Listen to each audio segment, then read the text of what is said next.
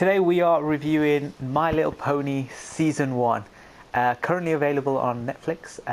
We are not sponsored by Netflix. We, like all other people, pay for Netflix and we love it. So, My Little Pony Friendship is Magic. Yes, sorry, missed the whole thing. It's currently available on Netflix. I think the first 4 seasons. We're reviewing Season 1 right now. So let's have a quick rundown. If you just give us a quick rundown of the series as a whole, how it arches, and then we'll look at splitting it and then talking about the first 6 and then the first like that. Well, we can't really talk about this series without talking about the 80s series, really. So this is a reboot of the My Little Pony series, which was first aired in the 80s, I think. Yeah. The original was very girly.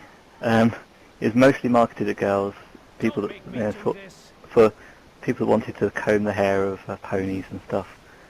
Just like the toys. Yeah, and the toys were really big, so it's really got that sort of... People have that sort of idea of what My Little Pony is, but this series is really trying to change that, because, you know, even girls, they didn't want to see all pure girl stuff. They wanted...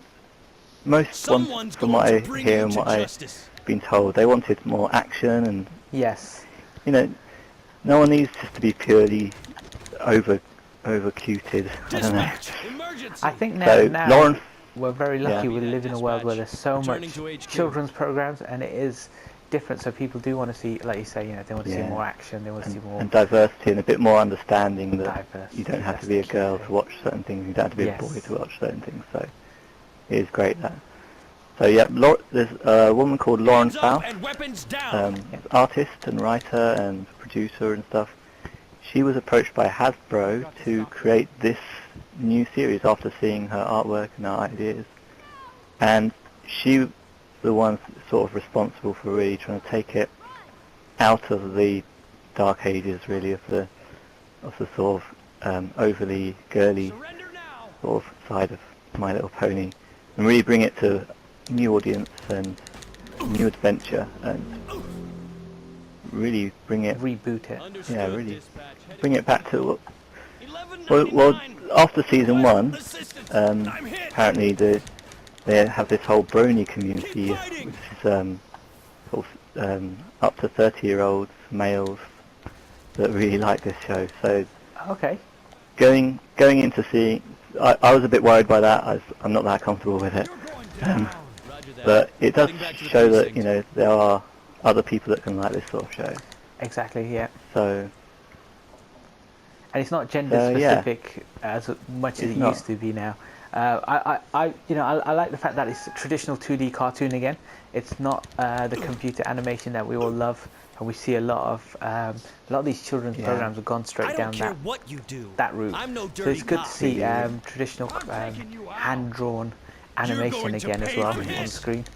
And it looks the colours cute. are really good. Yeah. Every single pony has its own kind of colours and has its own personality, and there's really bright colours. I like. There's enough episodes in the series to give them all time on screen, instead of trying to rush them and put them all together, which is good. And the story just progresses. Some episodes go over, which I like. I like episodes that go over, where you have to have seen the previous episode to understand what happened just before. Like the first one. The first ones do exactly that, and I enjoy that kind of thing. I like cliffhangers, and it entices me to watch the second episode. Yeah, I mean it's mostly just the first 2 that are. You have to watch them both. You really need to see the second one after seeing the first one. So. Yeah. Whereas the rest have little ties together. You don't have to worry too much about seeing them together. Okay. Yeah, the rest doesn't matter so much about the order thereafter. I'm hit. Okay, so before we go into like everything about how the series went, I mean, generally the season seems to be, because it's a new thing, it sort of plays around with its structure a little bit. It's still a bit experimental, which I like. But how did you come to decide to give it a try?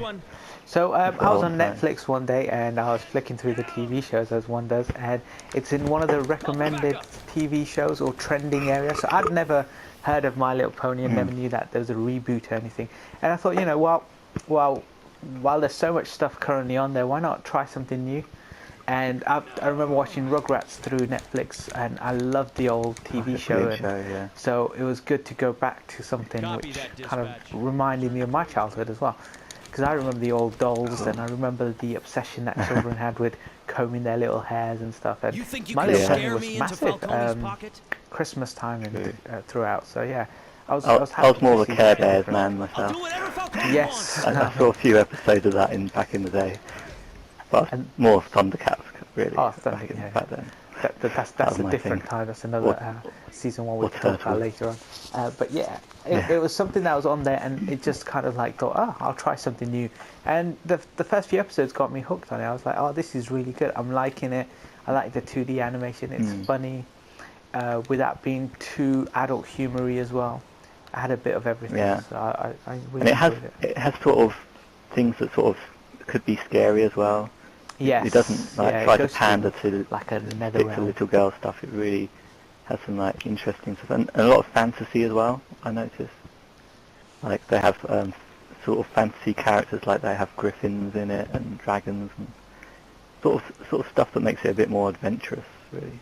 Yeah, and therefore opening the audience for not just being about for girls. This show will appeal to all of any age as well, because you've got missions and stories and stuff that go on, which almost introduce a bit of pop culture in there as well. So there are references to things Lord of the Rings today. So it's always fun to see things like that. I remember the Hobbit episode in South Park, one of my favourite episodes.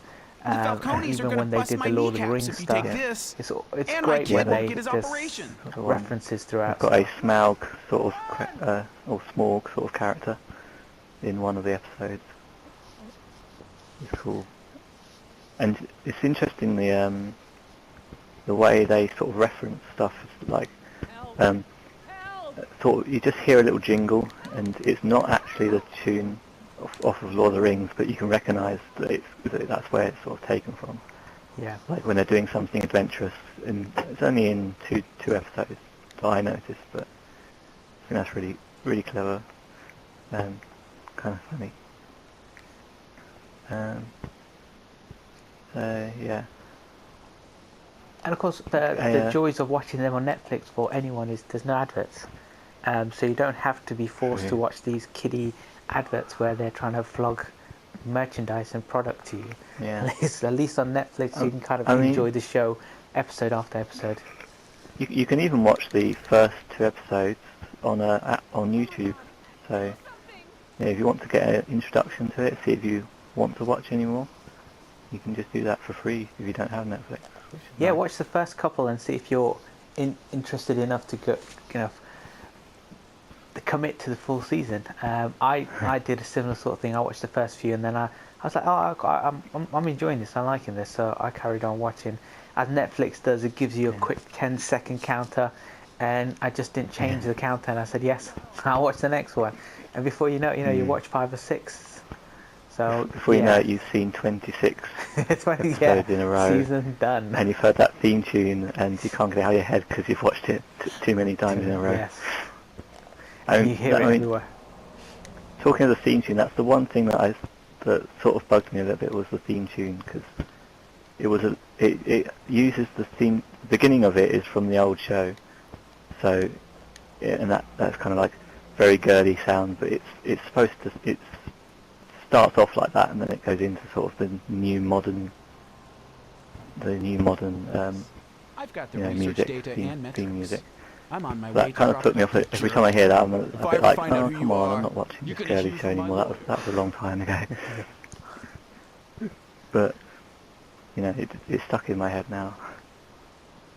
So for season 1, it's great because you get to see different characters. They're all very unique. They're all voiced differently, and the voices go with their characteristics and their thing that makes them more unique. And it's really well done. Yeah. The thought process that's gone behind it, thinking, okay, so this person is all about I think it's Pegasus, and she's all about the rain and stuff, and so they get a voice actor who does that and portrays it really well.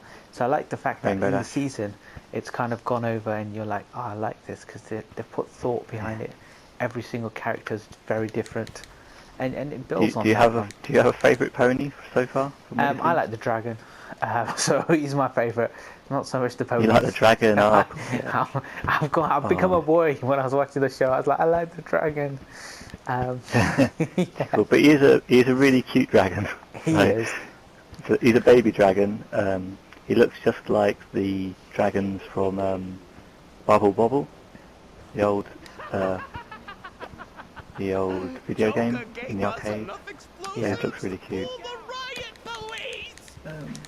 Yeah, for me, before I started watching the show, my favourite was Rainbow Dash. I thought, wow, this is really cool. I like rainbows, and she dashes around leaving a trail of rainbows, and I thought, yeah, that's amazing, that's great.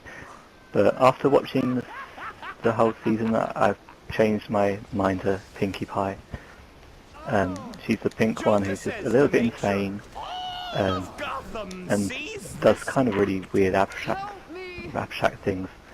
I mean, along the lines of, like, if you've seen Charlie the Unicorn on YouTube, it's that sort of craziness sometimes. So that's a lot of fun. Yeah. So if you were But to I'm rate still not a season brony. one, I've just got if you were to rate season 1 as a whole, the whole season obviously portrayed comes. Even though it doesn't really always connect each episode, there are bits that kind of overlap. How would you rate your first season?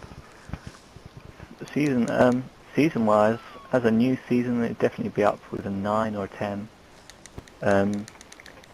Obviously, it started off, the first couple of episodes sort of set the sort of world that we're going to be in and the formula.